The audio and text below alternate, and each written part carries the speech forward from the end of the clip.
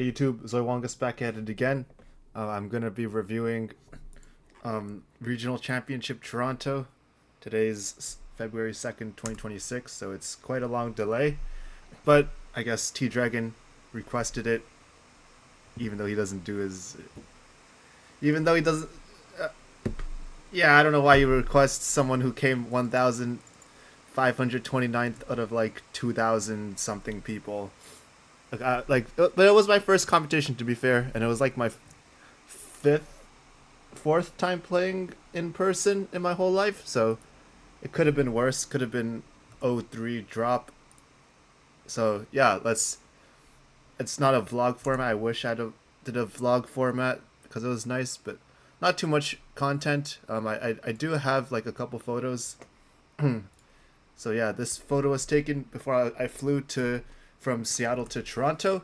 The main reason is I basically went was in I basically was in Toronto during Christmas, then went to Arizona for a week, then Seattle for like 6 days, then flew right back to Toronto for around a week just for Pokemon and visiting family and friends, but mostly for just for Pokemon because wouldn't have done it without it. And there's like regionals, so of course I had to go back. It's a huge competition, and if I won, I'd make it to Worlds and get $10,000, 3 booster boxes, a nice medal. Yeah. So yeah, this is just the breakfast before going back. I think I got a few other plates, but it's just pretty simple. Just like sausages, potatoes, some vegan scramble thing, some fruit smoothie shot thing, and some juice thing from the Amex Lounge. Yeah. And then yeah, for lunch on Thursday, actually Friday. Yeah, Friday is like I got Chris Jerk. Well, my parents' dad got it as per usual. Yeah, Chris Jerk is like the best thing in the whole world of Toronto and the everything. It's like my favorite, and I'm not gonna do a Pokemon video without mentioning Chris Jerk, or I'm not gonna do a Toronto video without really mentioning Chris Jerk. It's so awesome.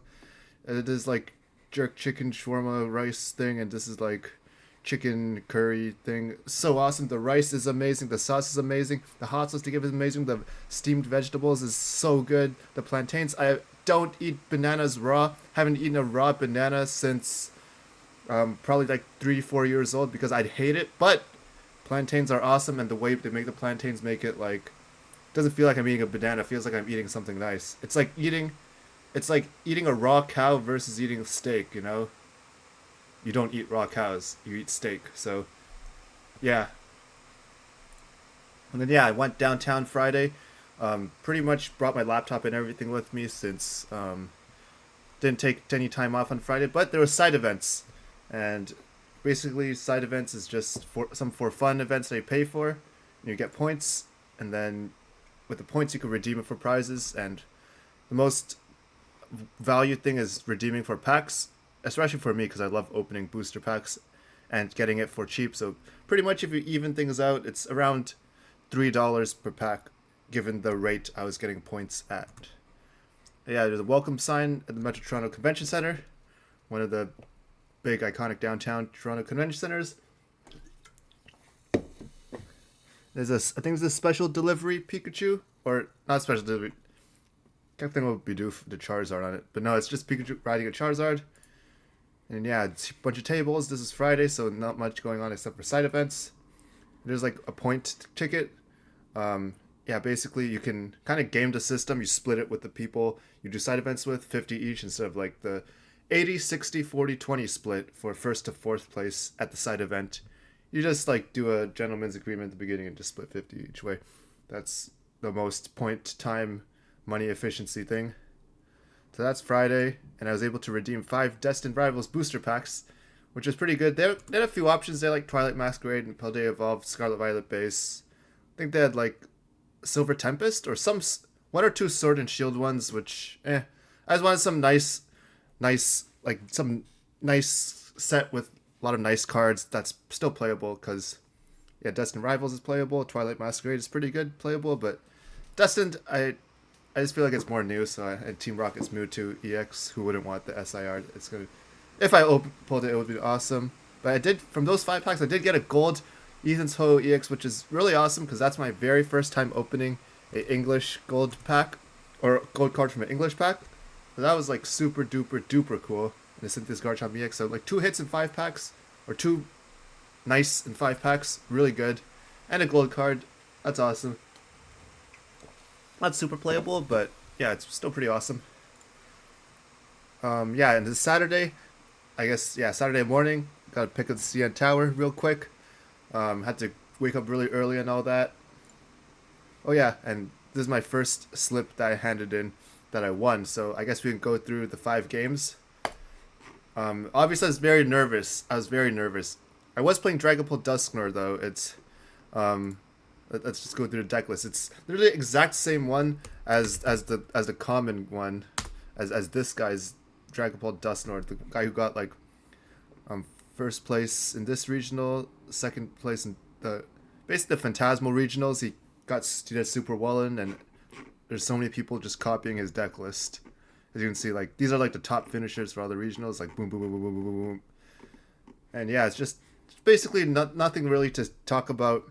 I did have a choice. I could have replaced a Dawn, did 1 Hilda, 1 Dawn instead of just 2 Hildas, but honestly, I didn't really even care because it's like my first regional, and like this deck is pretty cohesive. It works.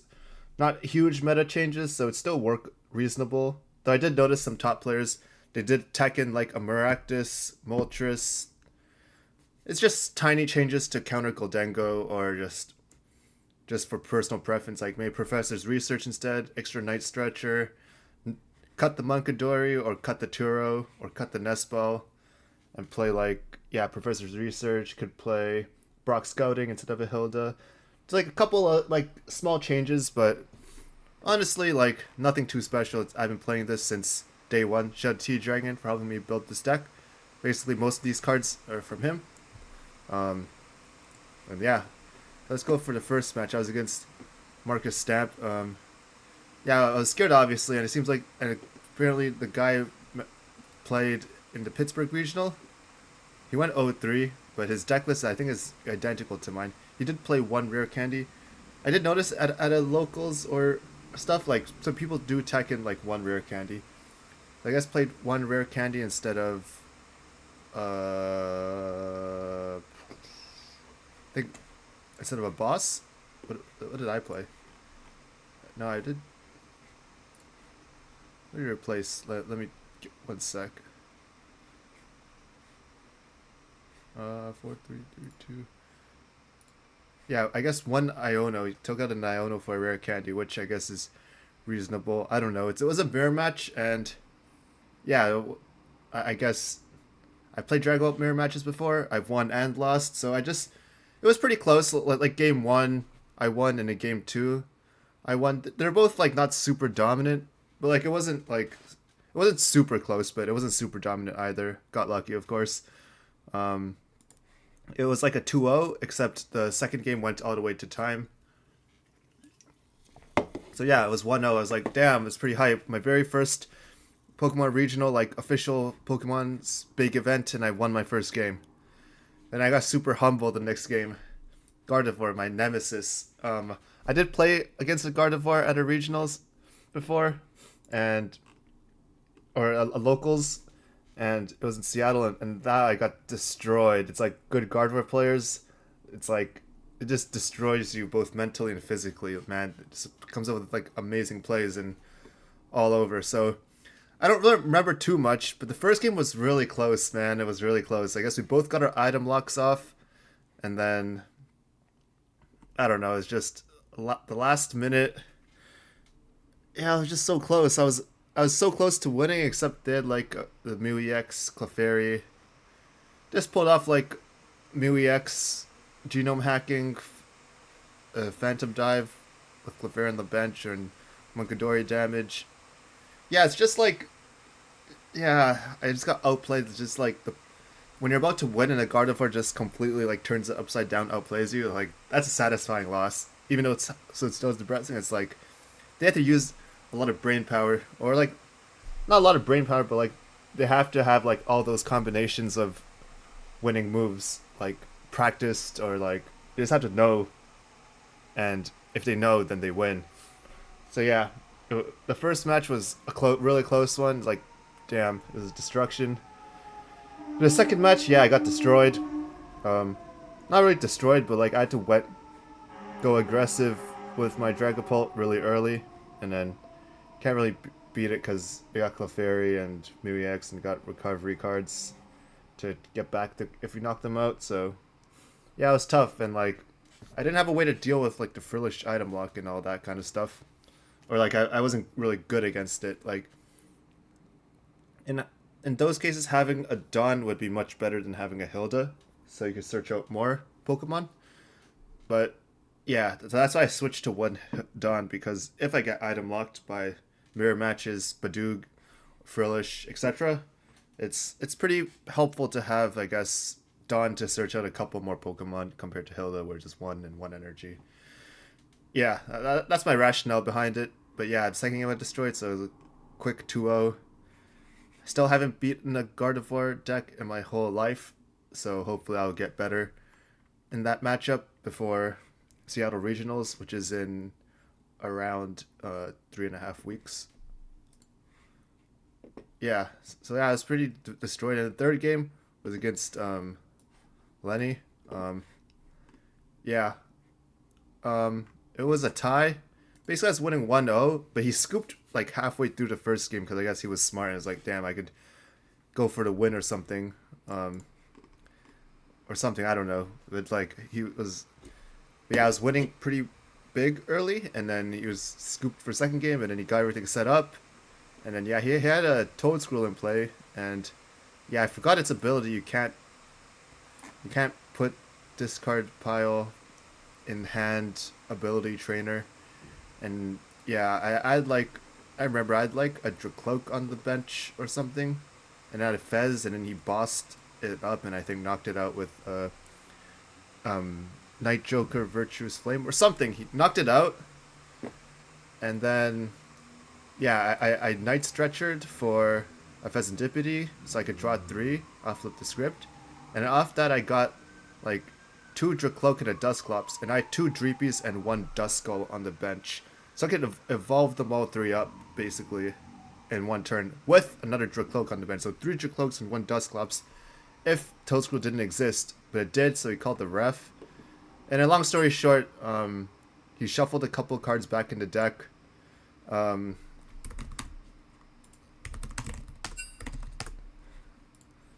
he shuffled a couple cards back in the deck, and basically the judge had to, because they had no way to prove which Charizard drew flipped the script, and they shuffled all my trash cards back. So those 3 cards basically could turn around that game, but didn't even matter that much. But like, yeah, because the Dracloak I had in the field could recon, and then get a Dusclops or like another Dracloak, which I can get another Dracloak or a Dusclops, depending on the order I forgot.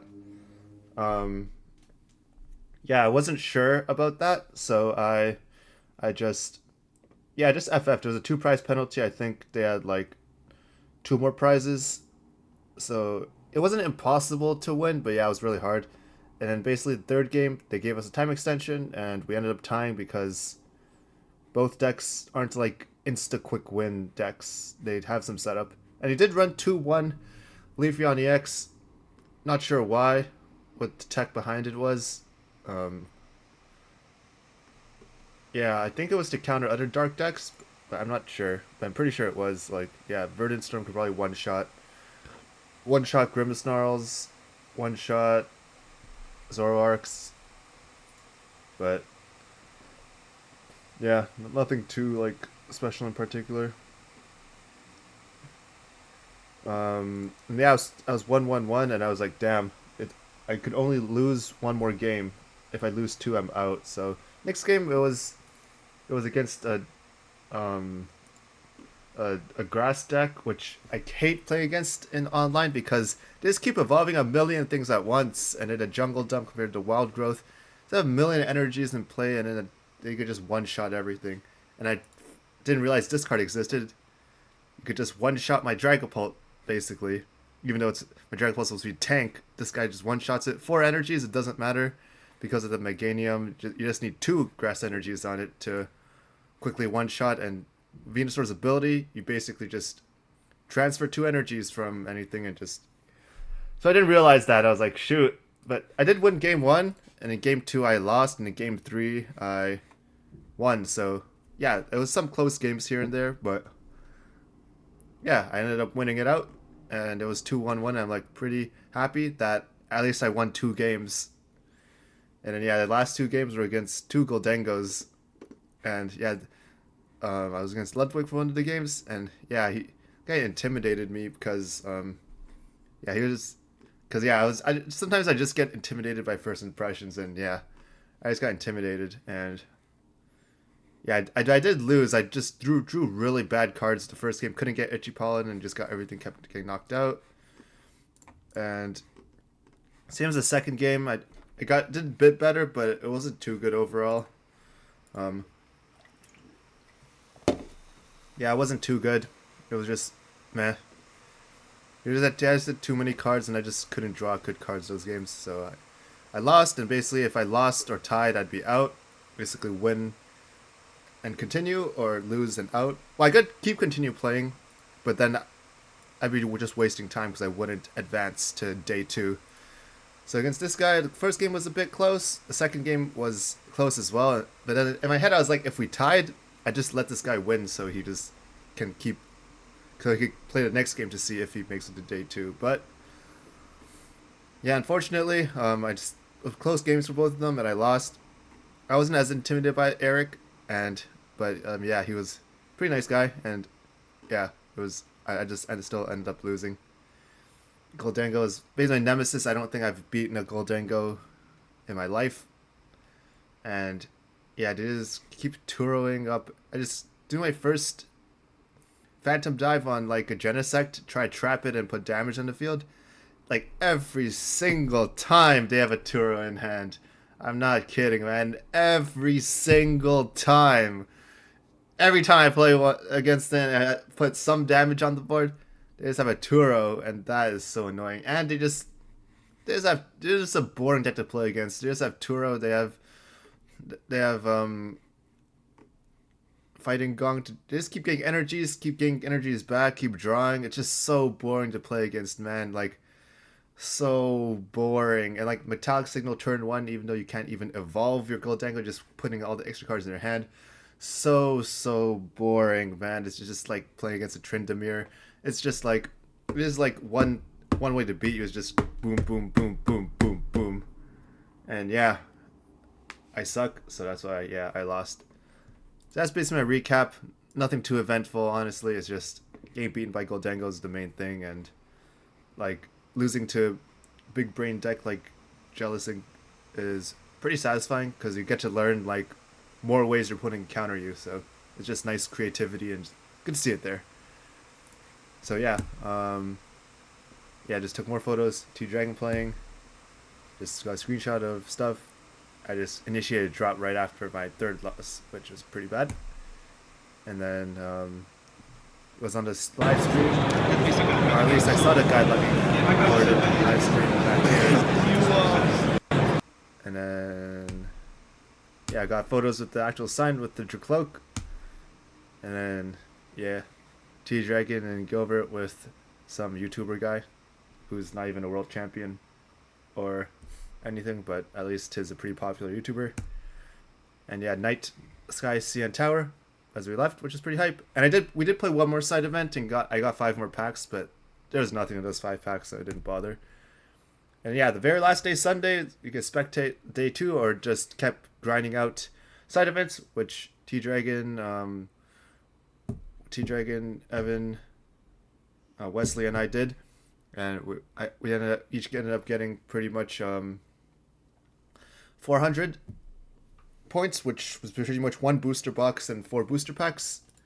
And yeah, that's pretty. Got 4 Twilight Masquerade, 1 Destin Rivals booster box, which was cut it open, but 40 packs to open, which is so cool, so hype. So yeah, pretty exciting. And yeah, I got Taco Bell at the very end as well, at the Union Station before I ended up going home because I didn't want to play any more Pokemon and just wanted to chill. But yeah, Taco Bell Baja Blast Freeze, got some nacho fries and some other taco stuff, which is the hype. And yeah, this is from the first half of the booster box. 2 IR, 1 full art, 4 EXs. Ended up getting Ethan Solo EX SIR in the second half, which you probably would have watched in the YouTube that I published a few weeks ago. But yeah, pretty hype overall. And yeah, I guess to continue the Toronto vlog, went to Mad Merchant the next day and then got Kolipe with T-Dragon. Kolipe, one of my favorite Thai places in Toronto, because it's awesome and awesome Thai food. And then on Tuesday, got Indian takeout with the family. Got some nice masala dosa, some, I think, chicken tikka masala and vegetable curry, garlic naan, a couple samosas. Yeah, that was so good, so good. And then yeah, this airport when I about to take off from Pearson Airport back to Seattle, and I was like near the back, which is pretty bad, but at least I got the whole row to myself, so it was really chill. And yeah, that's basically pretty much it for my Toronto Pokemon Regionals and just the week in Toronto vlog recap. Thanks for watching. Yeah, see you next time.